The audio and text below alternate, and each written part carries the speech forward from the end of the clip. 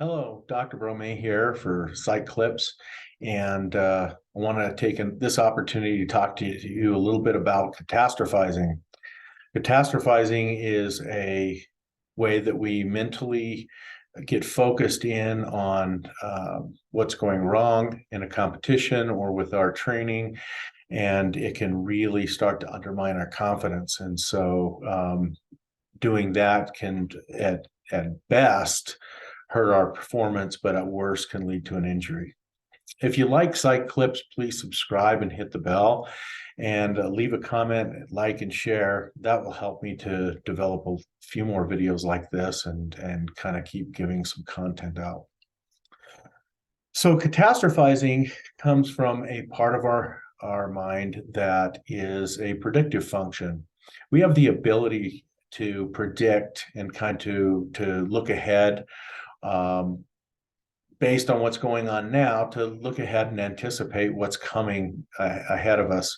And that's especially important to be able to do in a competition, particularly if it's team sport and you're playing against the other team. You need to be able to anticipate their moves, anticipate their plays, so on and so forth. In a sport like powerlifting, you don't really need to anticipate what the competition's doing in that way, because there's really no defensive game for you.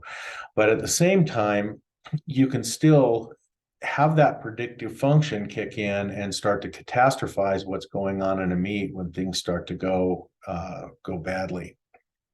So the important thing with that is to first do something that we call it's metacognition. It's thinking about your thinking, and reflect and recognize when you're starting to catastrophize what's going on.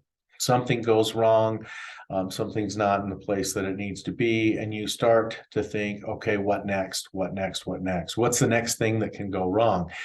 By thinking about what's the next thing that can go wrong, you're starting to get problem-centered in your thinking. And problem-centered thinking is the way that catastrophizing starts to happen. And after one or two or three things become challenging, or they're an obstacle, you will start to develop the mindset of trending. That is how we do prediction, is we start to look at things in terms of trends. And that's when you'll start thinking, I'm having an off day, those kinds of thinking. And you need to be aware of that through metacognition, so that you can say, wait a minute, one thing doesn't necessarily lead to another. One problem doesn't lead to another. I want you to think a little bit about coin flipping. This is a standard statistical test we do, and a logic test that we do when teaching psychological research. And that is, if we were to take a quarter and we were to flip it, okay, and let's say we flip the coin and we get three tails in a row, what are the chances that the next one's going to be heads or tails? What are the chances? Well, the chances have not changed. It's always 50-50. Every coin flip is an independent event of its own. Just because we're doing a series of coin flips doesn't mean that any one of these coin flips has an effect on the other coin flip. But again, our predictive and our trending capacity in our mind will lead us to believe that if we've already flipped the coin three times and it's hidden tails each time, that we're now starting a trend toward tails winning more often than the heads winning. And it's not only illogical, but it's just statistically not true.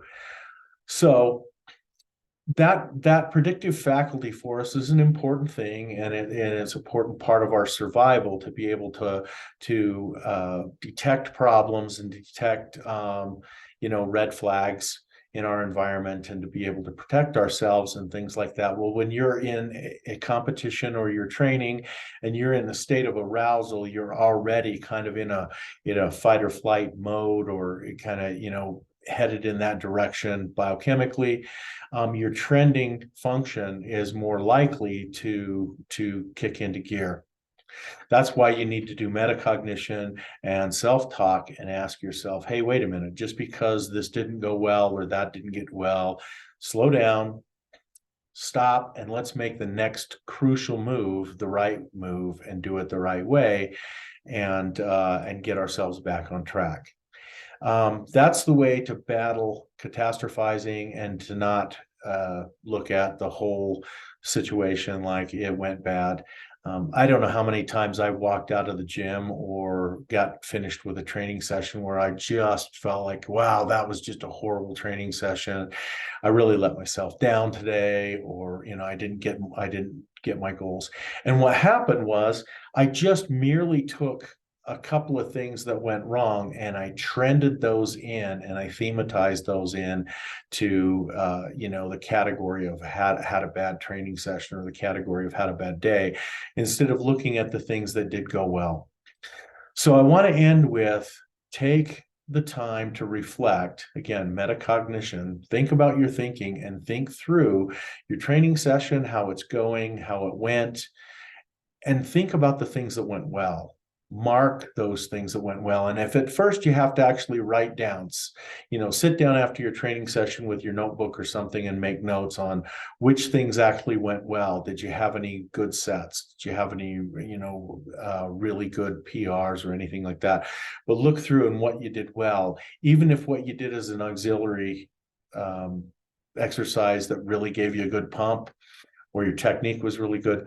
Write down a couple of things that were things that went well, to get your mindset away from the catastrophic thinking of all the things that went well, or thematizing it into a bad training session or a bad competition. This is the way that you can start to have a little bit more of a realistic view on how things went, instead of having a catastrophic evaluation of what happened.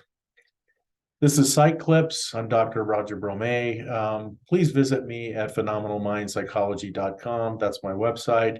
And again, if you like this kind of video and you want to see more content like this, subscribe, hit the bell, like and share, and leave me a comment. Give me some ideas on some other kinds of psychological tips you'd like for your performance. Thank you.